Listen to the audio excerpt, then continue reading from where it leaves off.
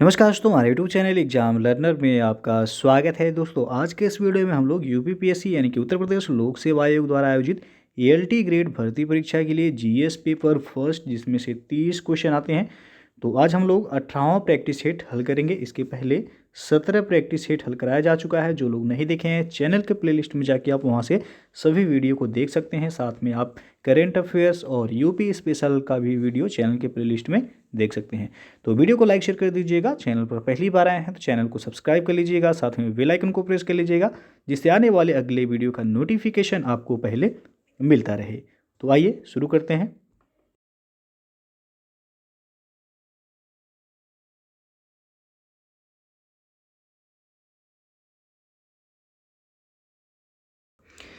दोस्तों अनअकैडमी आप सभी लर्नर के लिए जो एक नए साल में ऑफ़र लेकर के आई है। यदि आप 1 मंथ से अधिक का सब्सक्रिप्शन लेते हैं तो आपको 22% का जो है यहाँ पे डिस्काउंट दिया जा रहा है। तो यदि आप यूपीपीएससी या फिर यूपी ट्रिपल एस सी किसी भी एग्ज़ाम की प्रिपरेशन करना चाहते हैं तो आप अनअकैडमी लर्निंग ऐप से जुड़ के अपनी तैयारी को कर सकते हैं। और ये ऑफ़र आपका 1 जनवरी से लेकर के 3 जनवरी के बीच ही है। तो यदि आप 1 मंथ से अधिक का सब्सक्रिप्शन लेते हैं तो 22% का जो है आपको छूट नए साल में दिया जा रहा है। नीचे डिस्क्रिप्शन में इसका लिंक भी दे दिया गया है, वहाँ से जाके आप डिटेल में चेक कर सकते हैं। और सब्सक्रिप्शन लेते समय आप यदि हमारा रेफरल कोड यूज करते हैं एग्जाम लर्नर तो आपको 10% का एडिशनल डिस्काउंट भी मिल जाएगा। तो सब्सक्रिप्शन लेते समय हमारा रेफरल कोड ही ज़रूर यूज कीजिएगा। 22% का ऑफ़र केवल आपका 1 से 3 जनवरी 2022 तक ही है। तो दोस्तों आज का जो पहला प्रश्न है, निम्नलिखित में कौन सा जानवर बिना पानी पिए सबसे लंबी अवधि तक यह रह सकता है। 4 विकल्प है आपके सामने, आपको बताना है कि कौन सा ऑप्शन इसमें सही होगा। तो यहाँ पे डी ऑप्शन सही हो जाएगा, कंगारू चूहा। और ये क्वेश्चन आपका यूपीपीएससी में पूछा गया है। कंगारू चूहा ये बिना पानी पिए सबसे लंबी अवधि तक रह सकता है। उसमें यह अनुकूलता उसके उत्सर्जन तंत्र यानी कि ब्रिक की विशेष संरचना और कार्यप्रणाली के कारण होता है। तो डी ऑप्शन सही हो जाएगा। दूसरा प्रश्न है, डचगाम राष्ट्रीय उद्यान निम्नलिखित में से किस से संबंधित है।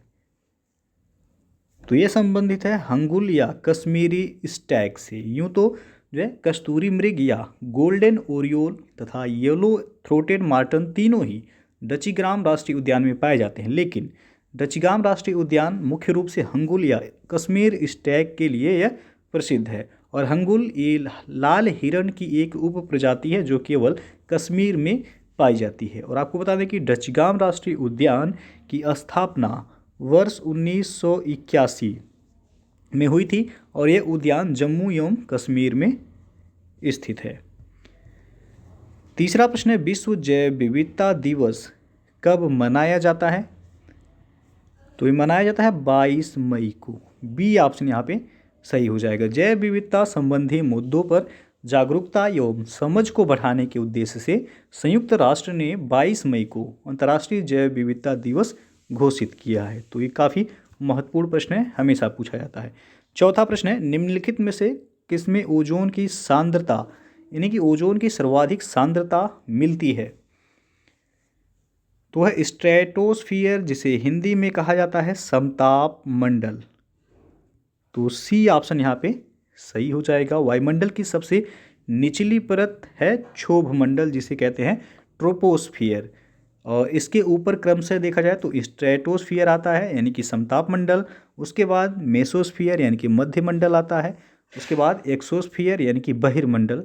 तो ओजोन की सर्वाधिक सांद्रता जो पाई जाती है वो स्ट्रेटोस्फियर यानी कि समताप मंडल में पाई जाती है। कभी कभी क्रम से लगाने के लिए नीचे से ऊपर वायुमंडल को दिया जाता है। तो याद रखिएगा ट्रोपोस्फियर, फिर स्ट्रेटोस्फियर, फिर हो जाएगा आपका मेसोस्फियर, उसके बाद एक्सोस्फियर। पांचवा प्रश्न है, ग्रीन पीस इंटरनेशनल का मुख्यालय स्थित है। तो यह है एम्स्टर्डम में, नीदरलैंड के एम्स्टर्डम में। ये ऑप्शन यहाँ पे सही हो जाएगा। ग्रीन पीस इंटरनेशनल पर्यावरण के क्षेत्र में एक कार्य करने वाली एक गैर सरकारी संस्था है। इसका मुख्यालय है एम्स्टर्डम नीदरलैंड में। छठवां प्रश्न है, शिक्षा मंत्रालय को मानव संसाधन मंत्रालय नाम कब दिया गया था। तो ये दिया गया था 1985 में। डी ऑप्शन यहाँ पे सही हो जाएगा। 1985 ईस्वी में प्रधानमंत्री राजीव गांधी के समय शिक्षा मंत्रालय का नाम बदलकर मानव संसाधन मंत्रालय कर दिया गया था और नई राष्ट्रीय शिक्षा नीति 2020 के तहत पुनः मानव संसाधन मंत्रालय का नाम बदलकर अब फिर शिक्षा मंत्रालय कर दिया गया है।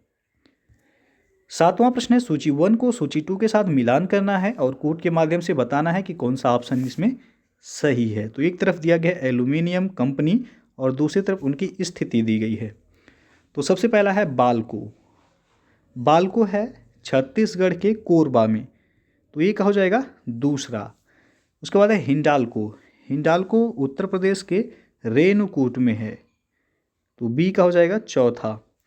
इंडियन एल्यूमिनियम कंपनी, जिसे इंदल कहा जाता है साउथ फॉर्म में INDAL, तो यह है उड़ीसा के हीराकुंड में, सी का हो जाएगा पहला। फिर है नाल्को, तो नाल्को ये उड़ीसा के कोरापुट में है, तो डी का हो जाएगा तीसरा। 2 4 1 3, 2 4 1 3 आप देख सकते हैं, बी ऑप्शन सही हो जाएगा यहाँ।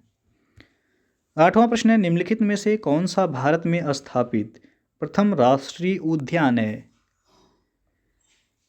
तो यह है जिम कॉर्बेट राष्ट्रीय उद्यान, बी विकल्प सही हो जाएगा। भारत के प्रथम राष्ट्रीय उद्यान की स्थापना वर्ष 1936 में हैले राष्ट्रीय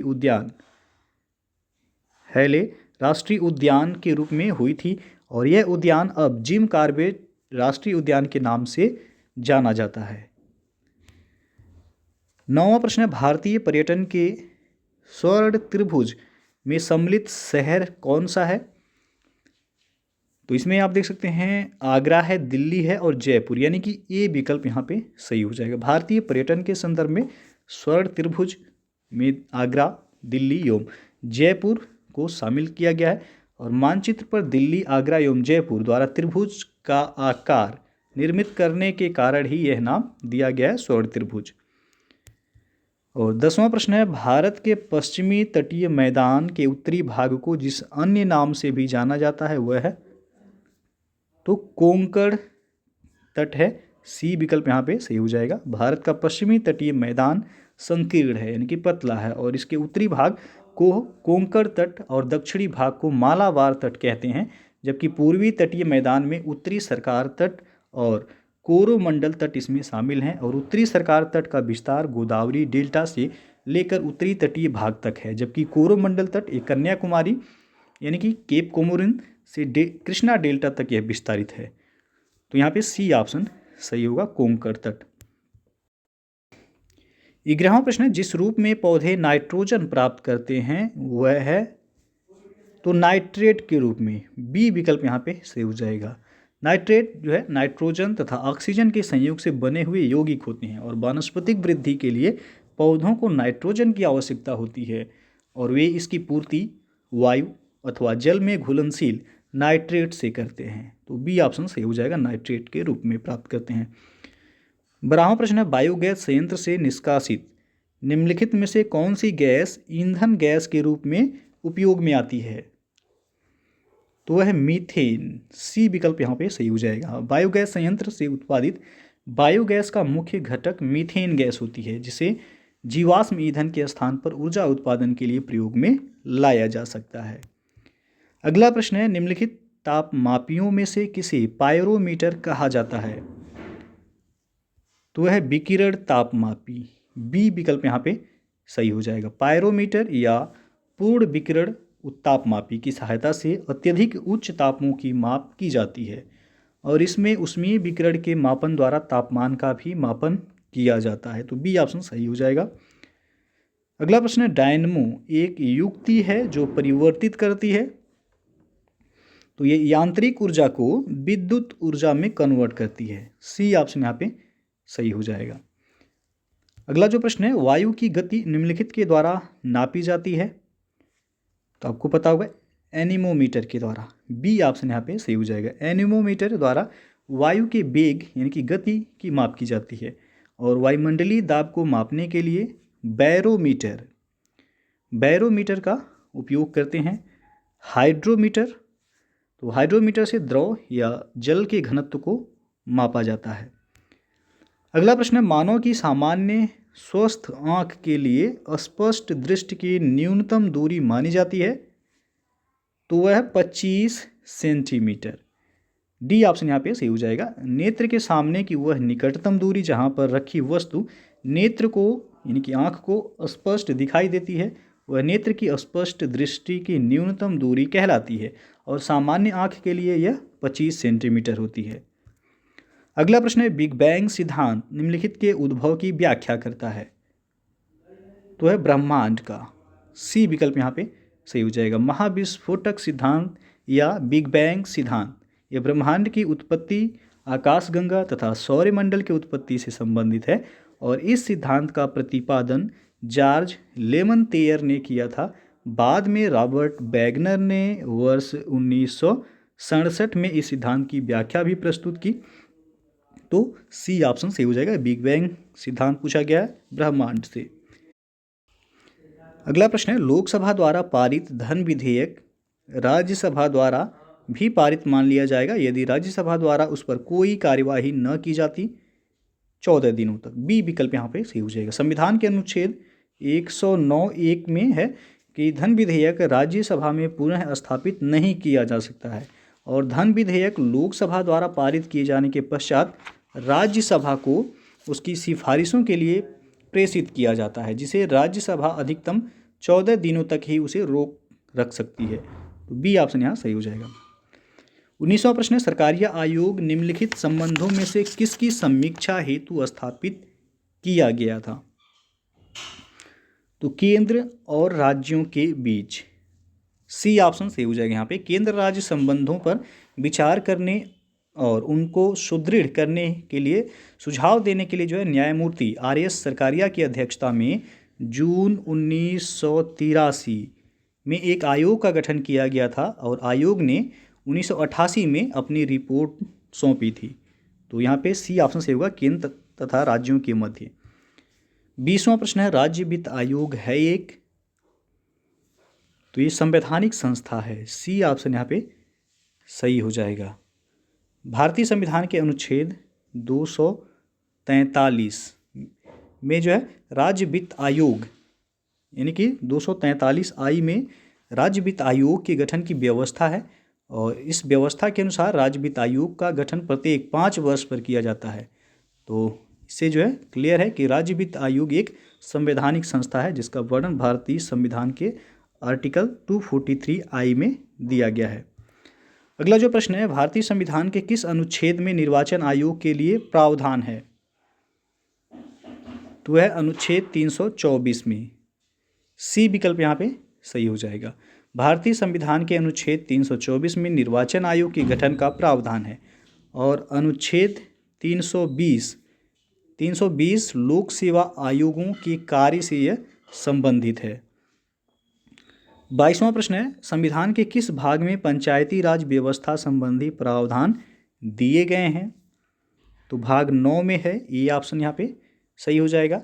भारत के संविधान के भाग 9 में पंचायतों से संबंधित उपबंध हैं और इसे संविधान के 73वां संविधान संशोधन अधिनियम 1992 के द्वारा जो है अंततः स्थापित किया गया है। 23वां प्रश्न है, पंचायती राज व्यवस्था अपनाई गई थी तो लोकतंत्र की शक्तियों के विकेंद्रीकरण के लिए। बी विकल्प यहाँ पे सही हो जाएगा।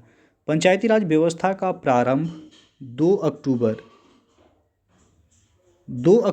1959 को नागौर यानी कि राजस्थान में हुआ था और इसका प्रमुख उद्देश्य विकास में जन भागीदारी एवं लोकतांत्रिक विकेंद्रीकरण को सुनिश्चित करना है।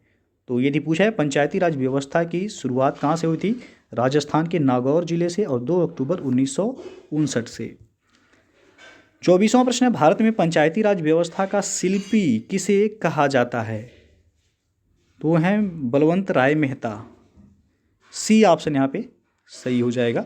भारत के पंचायती राज व्यवस्था का वास्तुकार यानी कि शिल्पी बलवंत राय मेहता को कहा जाता है और वर्ष 1957 में भारत सरकार ने सामुदायिक विकास कार्यक्रम और राष्ट्रीय विस्तार सेवा द्वारा किए गए कार्यों की जांच और उनके बेहतर ढंग से कार्य करने के लिए उपाय सुझाने के लिए बलवंत राय मेहता की अध्यक्षता में एक समिति गठित की थी, जिसका नाम था बलवंत राय मेहता समिति।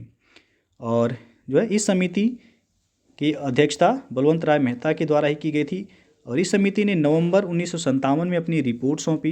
रिपोर्ट में लोकतांत्रिक विकेंद्रीकरण की सिफारिश की गई थी, जो कि आगे पंचायती राज के रूप में जाना गया। और इन्हीं के द्वारा ही त्रिस्तरीय पंचायती राज व्यवस्था की सिफारिश भी की गई थी।